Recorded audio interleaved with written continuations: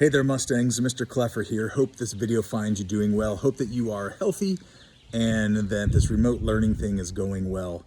I was reminded of a story when I was in college. My world was not going that well. In fact, there was a lot of uncertainties at the time.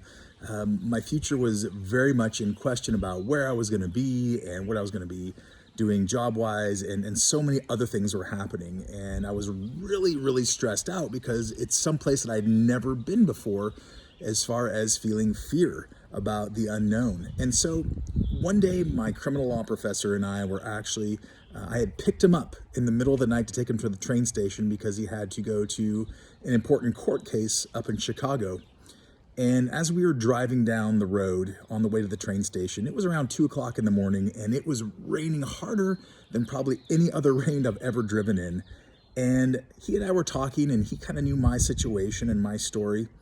And he said this, he said, "Hey, listen, do you think that the birds of the world are worried about where they are going to get their next meal from?" And I thought about it for a little bit, but of course the answer was no. I'm sure that there's no bird flying around or sitting in its nest wondering where its next meal is going to come from.